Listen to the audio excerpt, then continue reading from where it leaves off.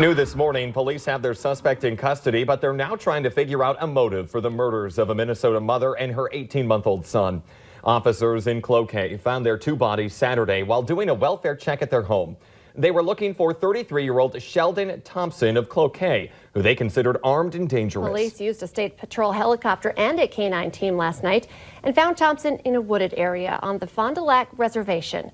He was treated for exposure-related injuries, then booked into jail on 2 counts of murder.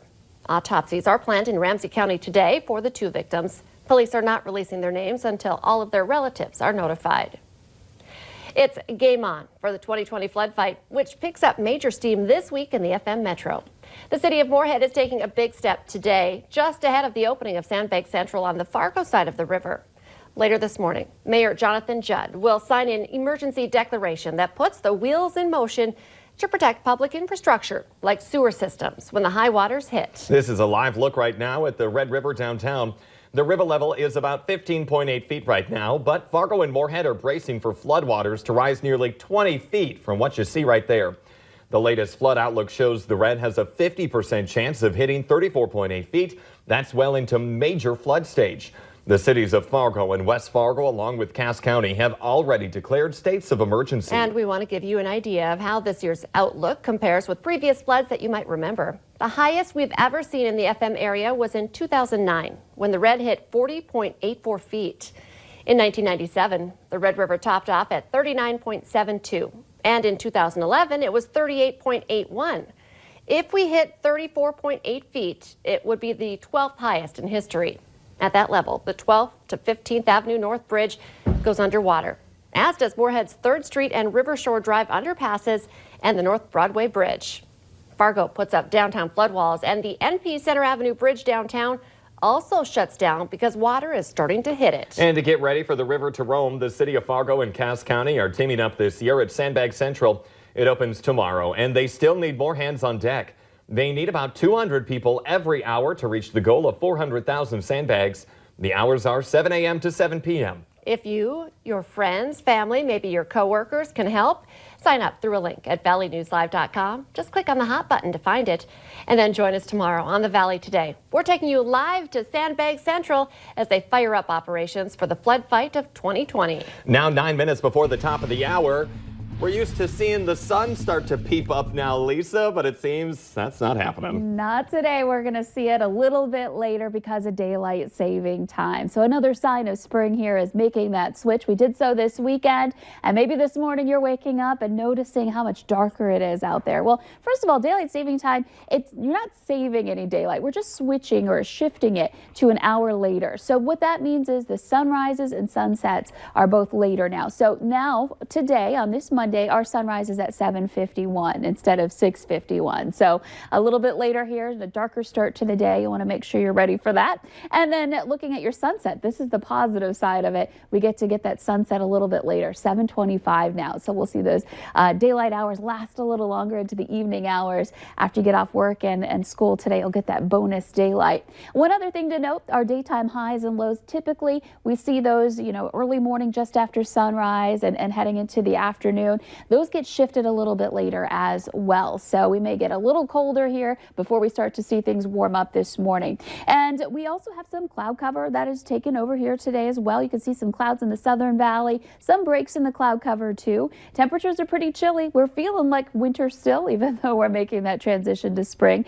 Here with temperatures that are right around 1 degree currently in the Langdon area. We're at 12 in Fargo, 9 in Grand Forks. So temperatures are a little bit milder to the south. It's just going to be a struggle to warm up today. We've got a north wind making it feel pretty chilly. You're going to need that coat today, that heavier winter coat yet again, with wind chills down into the teens below up north.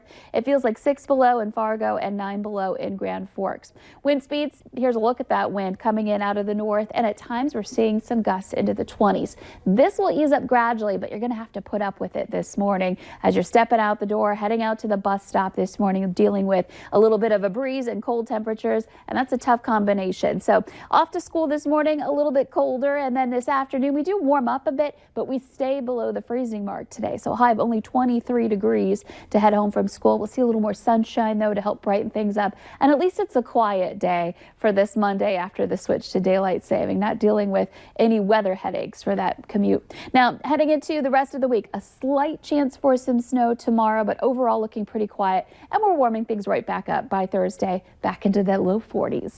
Time now for traffic. Let's check in with Devin Fry for the Valley Today's traffic update.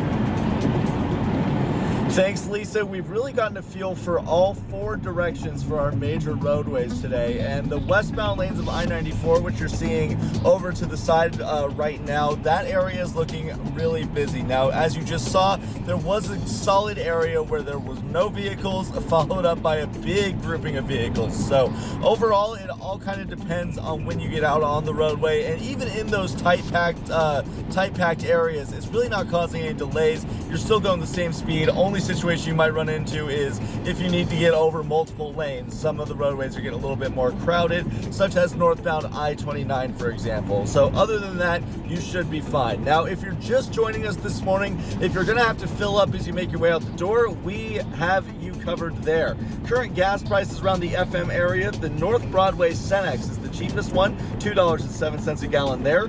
Little Dukes on 33rd Street, that's $2.11. The University Drive North Holiday is at $2.12. And outside of the metro, the cheapest one is the Grand Forks Sam's Club. That has dipped below the $2 a gallon mark and is at $1.99 a gallon. So if you're heading north on I-29, you're in good shape there. We're going to keep checking out the roadways in the next hour on the Fargo CW, but for now, for your traffic on the move, I'm Devin Fry.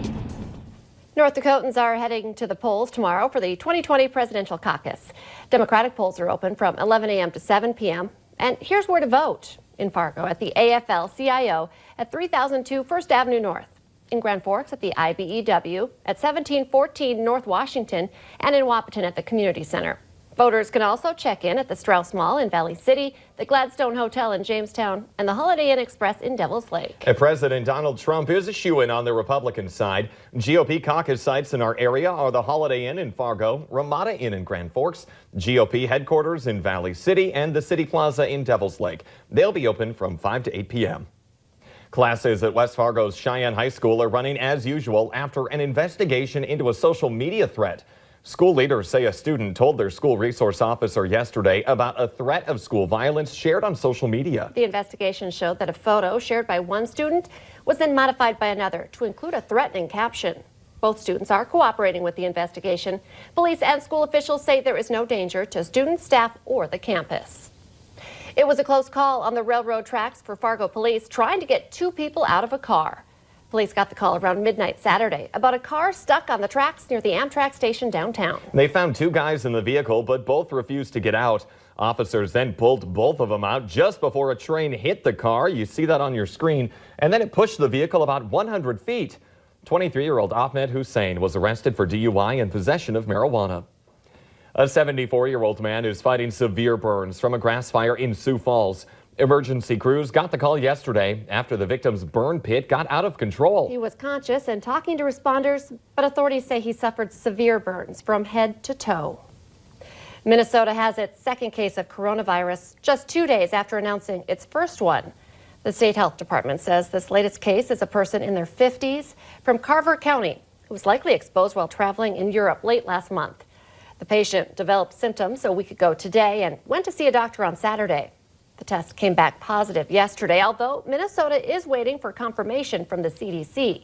The patient is in isolation at home and is recovering.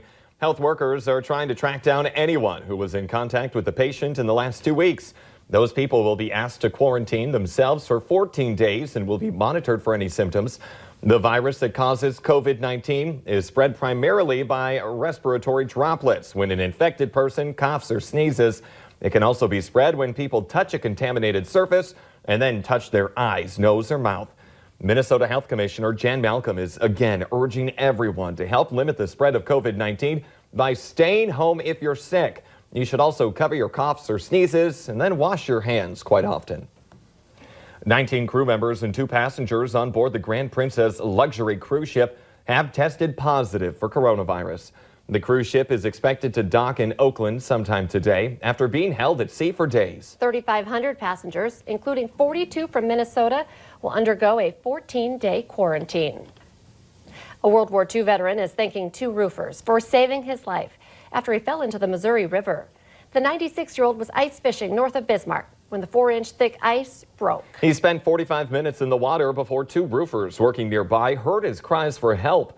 One ran out on the ice and then pulled the man out of the water. They warmed him up in their trunk before the ambulance arrived. Let's get our answer now to our question of the morning on Facebook. Here's today's question. 18% of us have done this while using our cell phone. The answer is we have tripped or bumped into something. I think we've all been there. I was kind of hoping the answer was going to be look for your cell phone when you're on your cell phone. Also absolutely done that before. You're like, where did I put this thing? I just had it a You need to get second out the door and ago. you're always, yeah.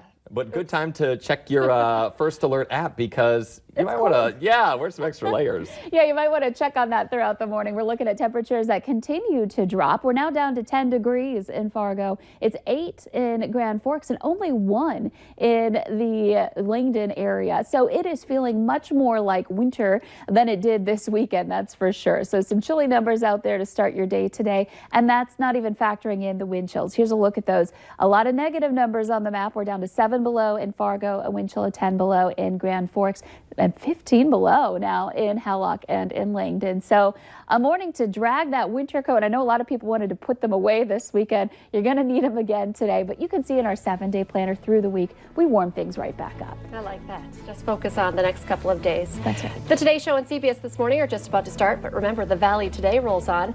More live up-to-the-minute news and weather right now on the Fargo CW.